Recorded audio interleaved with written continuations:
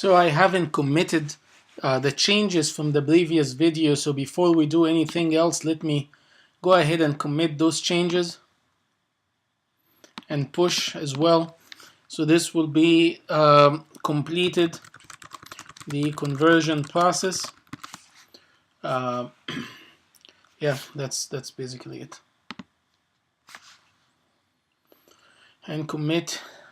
So what we want to do now, which is considered extra credit for the undergraduate version of the class and required part for the graduate version, is we implemented a simple app that uses the simple click of a button. How can we bring in a different leverage the existing events that the user has already?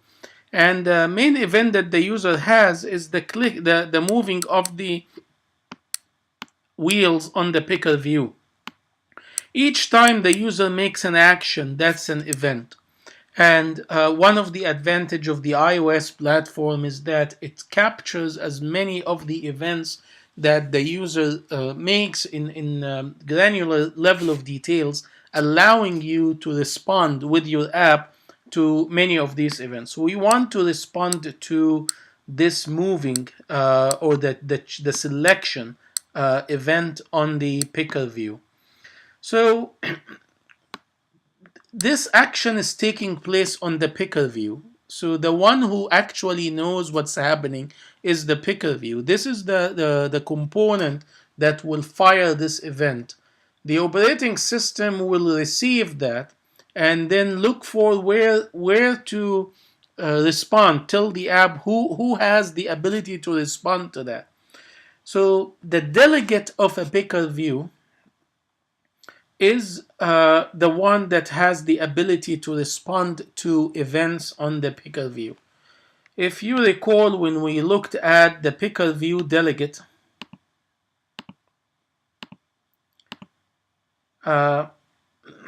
this was the picker view delegate. Yes, that's the picker view delegate. And the picker view delegate had one function responding to row selection. So this function here is called by the picker view when the user selects a row in a component. The function name is didSelectRow, so it gives you the index of the row that got selected and the index of the component that was selected as well, and the picker view that initiated that call. So if we implement this function, we will receive notification the moment the user makes a selection on the picker view. And you notice I did not write the app development process here on that. We're done with this iteration 6 and we're now in iteration 7 because we're going to spend time looking into it here. So if I can implement this, and this is the function name picker view. So if similar to how I implemented other functions before, if I type picker view, and here are all the functions that I have not yet implemented. And so we're looking for the didSelectRow. So that's this one, didSelectRow. So it receives a reference to the picker view, the index of the row, and the index of the component that is selected. In this particular case, I do not really, those data are not important because I have connected the picker view as an outlet. The picker view as an outlet, so I have it as an outlet. So I don't need to receive it, and I'm retrieving from it using, in this step here, using the selected row, I'm getting which row being selected in the conversion process. But you might think either in this application or another application that maybe using the picker view as an outlet, which gives it the entire class scope, is too much in terms of resources, and maybe I can just figure out a way to do it here. I am not interested in this because this is optimization, and optimization really comes with advanced level. The reason I'm bringing it up is I want you to know that you could use those row and component, those indices for something. and that the approach I took is not the only one, but I'm not inviting you at this level to try to figure out how to get this to work without using the picker view as an outlet. So it's okay. So now once we are notified that the user selected the row, what do I want to do? I want to run the conversion process. So the conversion process or the conversion algorithm is implemented in this function convert. So all I need to do is to run the convert function. So I'm redirecting the operating system to run the convert function when the user select a row. So let's run that.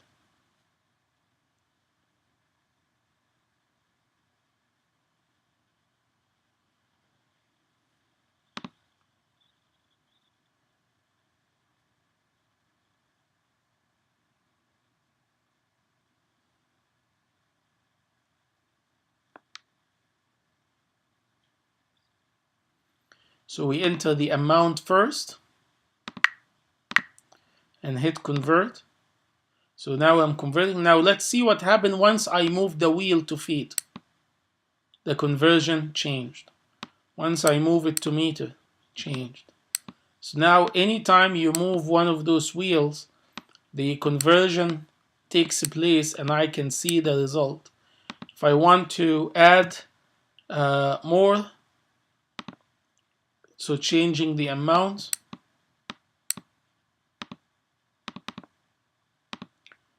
I know what happened. I used my keyboard. So if the keyboard is not showing on your simulator, go to hardware and then go to keyboard and toggle software keyboard or hit the command K, and that will bring you the keyboard. All right. So that gets this part done. The other part that I want to consider, but we're not really gonna see it much here with this keyboard because it doesn't have an enter or a return key. So I'm gonna change this keyboard to another keyboard that has a return key. Or if you use your computer keyboard and you hit the return, you notice that's also an action. The user clicking the return key on the keyboard, that's an action, and we can capture that action and run the conversion based on it. So let's go and change that keyboard.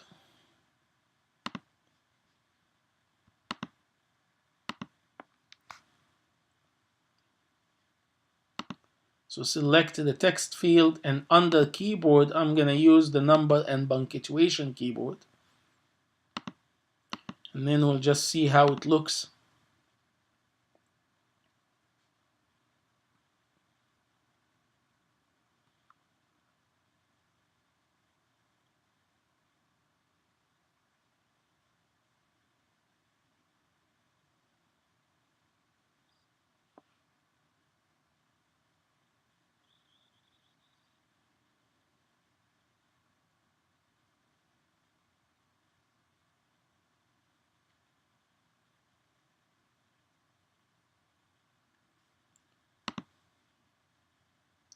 So here is the keyboard, and here is the return key saying go as I indicated here. So if I type in an amount and hit go or hit the return key on your keyboard, currently nothing happens. So I want to be able to respond to the user hitting the return key on the keyboard and make an action. In order to do that, the text field is the one that receives the click on the keyboard. So the text field notifies a delegate similar to the picker view that the return key has been pressed. So if I want to respond to the return key, I need to create a delegate for the text field, like I did for the picker view. The text field delegate, if I look at the API documentation, is called UITextFieldDelegate. Here it is, UITextFieldDelegate, and it is a protocol, and it has many different features, and there's a description here that I recommend that you read. But there's managing the editing process, editing the text in the text field, and then there is text field did end text field should return. Ask the delegate if the text field should process the pressing of the return button. So that's the event we want to respond to. But there are other events, and you can look at them and review them and decide which one you want to respond to. It's called UITextFieldDelegate. So if I want to create in my app a class that responds to the text field and will serve as a text field delegate, I can make a new class and make it a text field delegate. Or I already have my custom controller serving as an extension or a child of the view controller and an implementer of the picker view data source and delegate. While a class can extend only one other class, it can implement an unlimited number of protocols. So I can add another protocol to the list and say I want you to implement the text field delegate protocol. All the functions in the text field delegate protocol are options, so the operating system is not going to complain if we want to be a text field delegate but not implement anything. But this is the one I want to implement. Text field should return.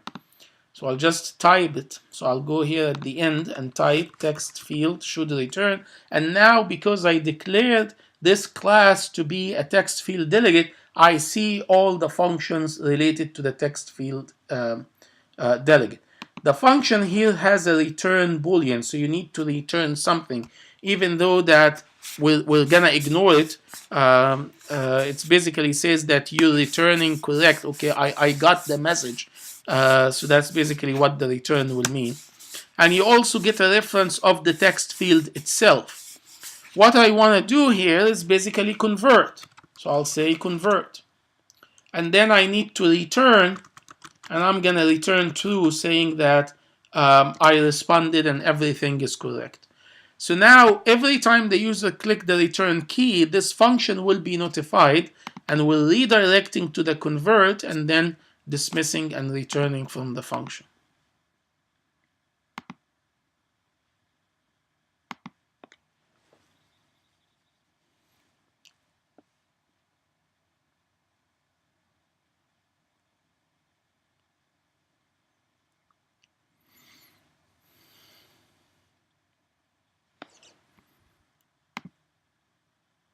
So I'll hit the 10, and then I'm not going to click the button or move the wheels. I'm going to click the go button, and nothing is happening.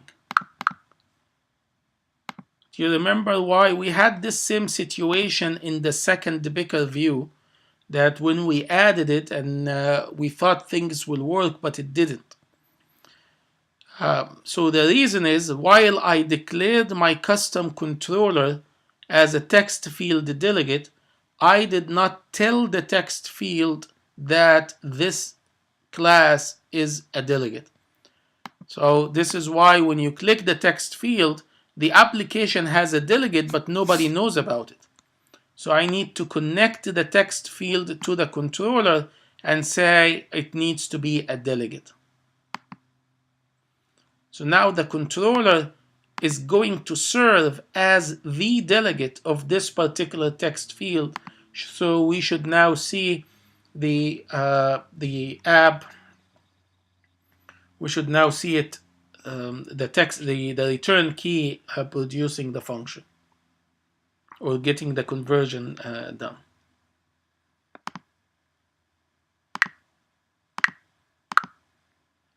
So here is that, and if I move the wheels, the conversion adjusts.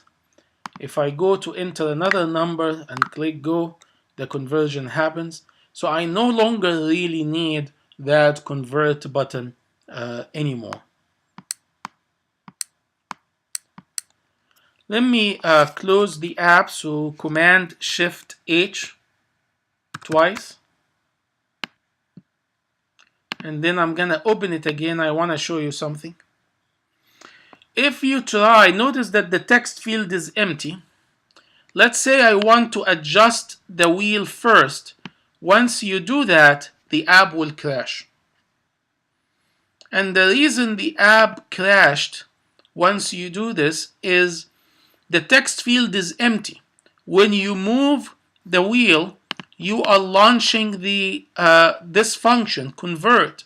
So the convert function reads the text from the text field, but the text, there's nothing in it. So if I put let me put this here, a breakpoint, and run to show you what I'm talking about.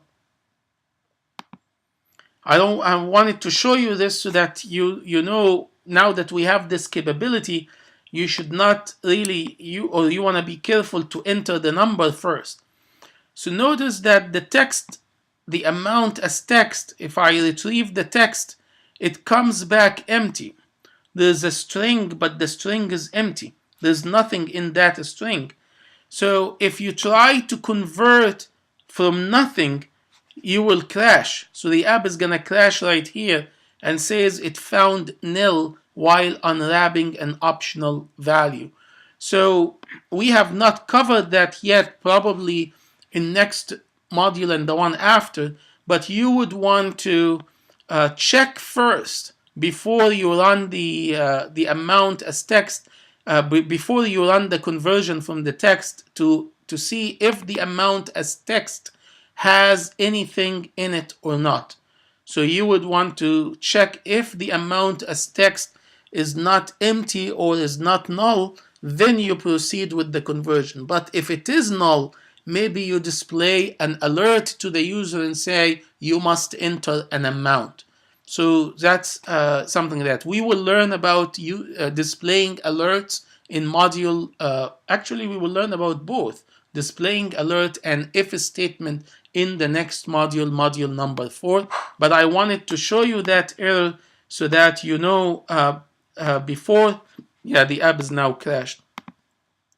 Before you get the app to, when you run the app and you do the testing, do not move the wheels before you enter a number in the text field. So make sure there's a number first, which only needed in the beginning, and then you either do the conversion or move the wheels. Everything will work now, but it's only in the beginning if there's nothing in the text field. And if you want to make your app bulletproof, since we are not implementing error handling, perhaps we can put a default value. So I can take the text field and put 10 in it here. So when you run the app, there's always a value in the text field, and you avoid the possibility that the app will crash due to lack of amounts or lack of value in the text field. So here is the app, and when it loads, I'm gonna try to redo the thing I did earlier by moving one of the wheels without entering data. But now it doesn't crash because the text field is already loaded with some data. And if I don't like it, my clear button can get rid of it quickly, and I enter the amount here and everything works fine, and there is no possibility of crash. Actually, there is a one slight possibility if you enter letters. So if I say a letter here, the text field allow me to enter letter. Actually, I can't enter letter from my keyboard on the computer because this will run on the phone, and we restricted the type of keyboard. But if the user entered something like that, and you try to convert, you're gonna have the app crashes again because what you entered is not a number. So so there is a value in using the decimal keyboard, so that the decimal keyboard, everything in the decimal keyboard is a valid number. So if I want to make my app bulletproof again, I actually should be using the decimal pad so that there's nothing except numbers that could make it to the text field, and it is bulletproof. I'm no longer going to be able to use the go button because it doesn't have it, but that is fine as long as we protect the app from crashing. But we did some testing that was not in the testing scenario, which is trying to type in numbers. See here, trying to type text, we can't type anything other than numbers. And when you convert, you do that. There is a possibility if you enter 2 decimals and convert, that will crash it because there are no numbers, it's all dots. The right solution, after we learn about if statements in the next module, is to check. So we're checking to make sure the text field is not empty, and we're also checking to make sure that the content of the text field is a number, not anything else. So that concludes module number 3. I hope you enjoyed the different aspects that we covered, and we'll meet in module number 4.